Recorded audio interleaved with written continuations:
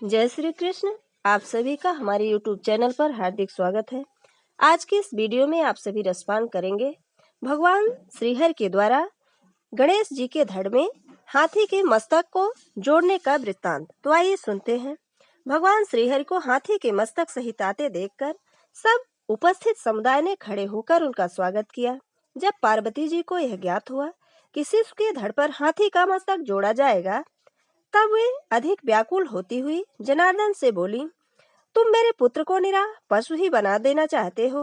अवश्य ही इसके बध में तुम्हारा ही हाथ रहा होगा, क्योंकि तुम किसी को सुखी नहीं देखना चाहते।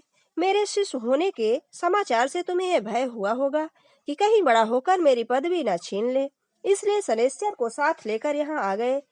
फिर हमें अनुग्रहीता बनाने की दृष्टि से हाथी का मस्तक ले आए, जिससे कि मेरा पुत्र पशु और महामूर्ख बना रहे। क्यों, तुम्हारी चाल यही थी ना, जो प्रायः सफल हो गई। भगवान मुस्कुराए। तभी वहां खड़े हुए शनैश्चर ने कहा, माता, आपका अनुमान यथार्थ नहीं है। भगवान श्रीहरि तो शिव सभा में बहुत पहले से विराजमान थे, उनसे मेरी भेंट भी कभी नहीं हुई। फिर यह तो जो कुछ भी करते हैं उसमें लोकहित ही निहित होता है। तब यह किसी भय, आशंका, पक्ष अथवा प्रमाद बस भी ऐसा कर सकते थे।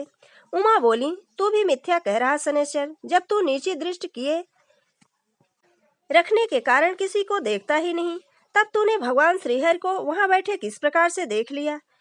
इससे यही प्रतीत होता है कि मेरे पुत्र की हत्या के षड्यंत्र में तुम भी सम्मिलित रहे हो और तुमने जानबूझकर ही मेरे पुत्र को मार डाला।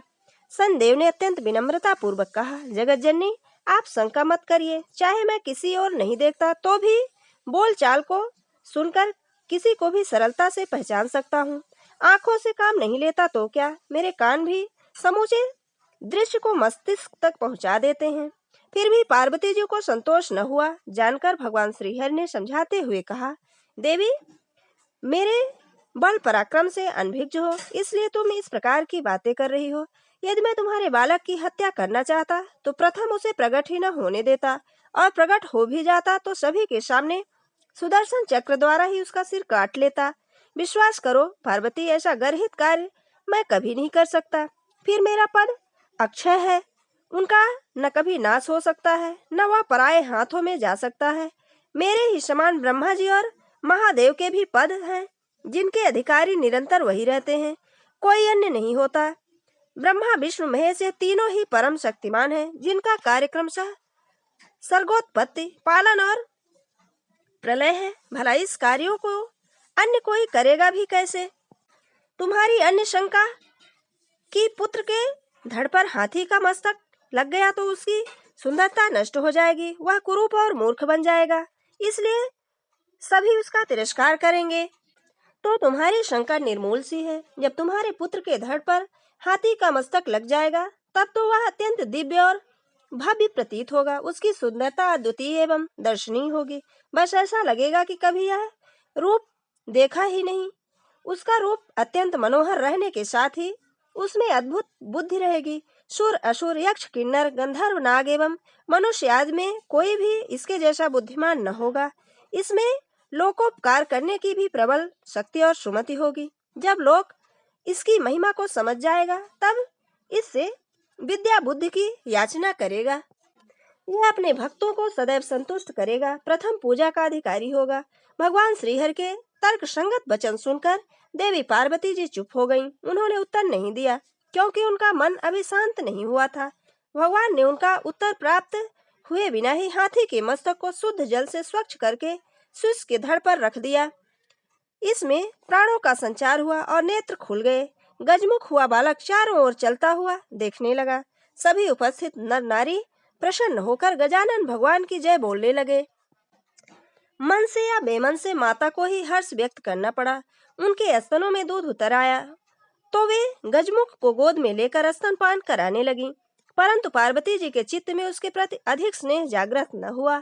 जानकर भगवान श्रीहरि उन्हें पुनः समझाने लगे, चतुरानन ब्रह्मा जी से कीट पर्यंत यह संपूर्ण विश्व अपने ही कर्मानुसार भोगों को प्राप्त होता है। हे शिवे, आप तो स्वयं ही इस जगत के लिए बुद्धि स्वरूपा हो, अतः आप किस तथ्य से अनभिज्ञ हो, अर्थात सभी कुछ जानती हैं आप। अपने अपने कर्मानुसार प्राणियों को सैकड़ों कल्प पर्यंत भोग भोगना पड़ता है और इसी कारण शुभ अशुभ कर्मों के वशीभूत होकर प्राणी प्रत्येक योनि में भोगों को निरंतर प्राप्त करते रहते हैं। हे सती, यह कर्म फल का भोग ही है। इंद्र को भी कभी कभी कोट योनि में जन्म लेना होता है तथा कभी कभी अत्यंत तपस्वी पुरुष भी अपने शुभ कर्मों के कारण इंद्र पद प्राप्त कर लेता है। गिरजे प्राकृत कर्म के बिना सिंह किसी मक्खी को भी नहीं मार सकता। इसके विपरीत पूर्व जन्म के प्रथम कर्म के फलस्वरूप एक मच्छर भी हाथी को मार डालता है। कर्मों के फल से ही सुख दुख भय शोक एवं आनंद की प्राप्ति होती है। शुभ कर्मों के फलस्वरूप सुख और हर्ष की तथा शुभ और अशुभ कर्मों के वश स्वरूप दुख शोकादि की प्राप्ति होती है। कर्मों के शुभ फल के उपार्जन से भारत देश अत्यंत योग्य एवं पुण्य क्षेत्र है, अर्थात इस देश की भूमि पर कर्म करने वाला फल शीघ्र ही उत्पन्न हो जाता है। गिरजा नंदिनी, भगवान श्री कृष्ण ब्रह्मा के भी विधाता, काल के काल, निषेक के भी निषेक करता, कर्म फल के प्रदाता, संहार कर्ता के भी संहारक, पालन कर्ता के भी पालक, पर से परे तथा गोलोक के स्वामी हैं। वही सबके नाथ एवं परिपूर्ण ब्रह्म हैं। हम ब्रह्मा विष्णु महेश्वर सभी जिस पुरुष की एक कला मात्र हैं, उसी का एक अंश यह महाविराट है। उस महाविराट के ही लोभ छिद्रों में यह समस्त विश्व समाविष्ट रहता है।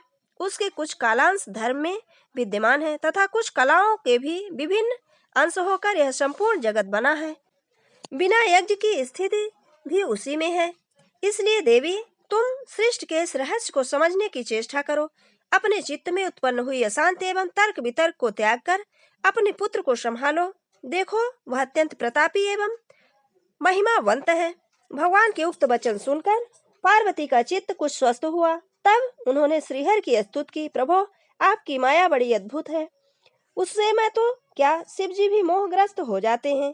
यह मेरी कैसी मूर्खता थी कि आप तो मेरे पुत्र को जीवित करने के प्रयास में लगे थे और मैं मोह में पड़कर आपके प्रति अपशब्द कह रही थी। हे जगन्नाथ, आप विशाल हृदय हैं। मुझ तुच्छ नारी के प्रति रोष को त्याग कर अनुग्रह कीजिए। आपने मेरे पुत्र को जीवित करके मुझ पर अत्यंत अनुग्रह किया है, उसे मैं कभी नहीं भूल सकती। हे दीनबंधो, मुझ मूर्ख स्त्री को क्षमा कीजिए, क्षमा कीजिए प्रभो। विष्णु बोले, देवी, मैं प्रसन्न हूँ। तुम्हारी यश वृद्धि हो और शिशु अमरत्व को प्राप्त करे। यह सभी देवताओं में अत्यंत आदरणीय और सदैव प्रथम स्मरण के योग्य रहे।